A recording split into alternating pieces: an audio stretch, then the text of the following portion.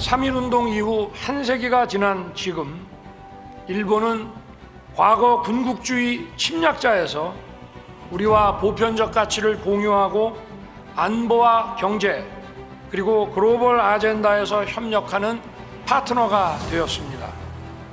일본 식민 통치에 항거하여 독립운동을 외치다 돌아가신 분들을 기리기 위한 3.1절 기념행사에서 일본은 더 이상 침략자가 아니라 파트너라는 이 발언을 어떻게 봐야 할까?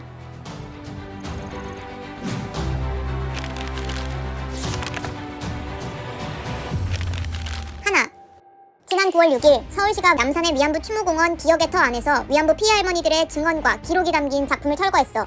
작가의 성추행 유죄 판결을 이유로 기습 철거한 건데, 지난 8월에 이목상 작가가 2013년 발생한 부하 직원 성추행 혐의에 대해 징역 6개월을 선고받았거든. 서울시는 그의 작품을 철거하고 새로운 콘텐츠로 채우겠다는 건데, 기억의 터 설립 추진위원회는 이에 반대했어.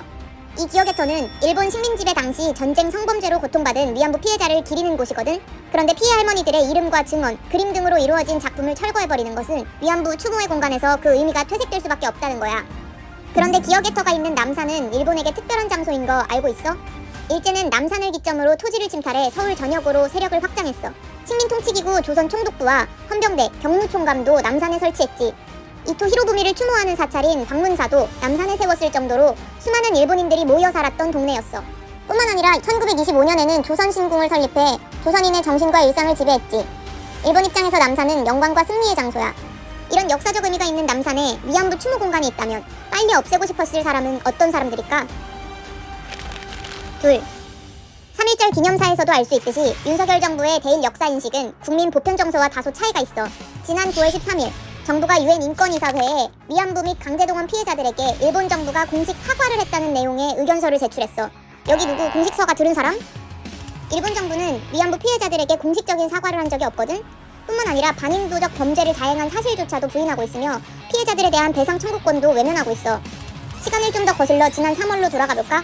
지난 3월 정부는 강제징용 피해자 배상 문제에 대해 제3자 변제 방식을 채택하겠다고 했어. 이게 뭐냐면 피해 보상을 해야 하는 일본 정부를 대신해서 한국 정부가 법원에 돈을 맡기는 식으로 보상하겠다는 얘기야. 그런데 일본 강제징용 피해자 유족들이 이걸 원할까? 유족들은 잘못을 저지른 일본 정부로부터 보상을 받고 싶겠지. 물론 우리나라 지방법원에서도 이 제3자 변제 방식을 받아들이지 않고 기각했는데 정부는 항고장을 제출하기까지 했어. 셋, 그런가 하면 윤석열 정부는 내년도 예산안에서 일본 역사왜곡 대응 예산과 독도 주권수호 예산을 삭감했어. 심지어 국가보훈부는 내년 예산을 증액했는데 독립운동 관련 지원 예산은 오히려 반토막이 났어. 반면 일본 정부는 어떨까? 일본 정부는 내년도 예산안에 독도 영유권을 주장하며 홍보비로 우리 돈 27억가량을 편성했어. 그런가 하면 임진왜란부터 징병까지 제국주의의 침탈의 강대성을 희석하거나 부정하는 내용의 초등 교과서 검정을 승인하기도 했어. 지난 회차에 다뤘던 홍범도 장군 논란 기억나? 위안부 피해자 지우기, 독립운동가 지우기. 이쯤 되면 어느 나라 정부인지 헷갈릴 정도지. 문득 떠오르는 소설 한 구절이 있어. 과거를 지배하는 자가 미래를 지배한다. 현재를 지배하는 자가 과거를 지배한다.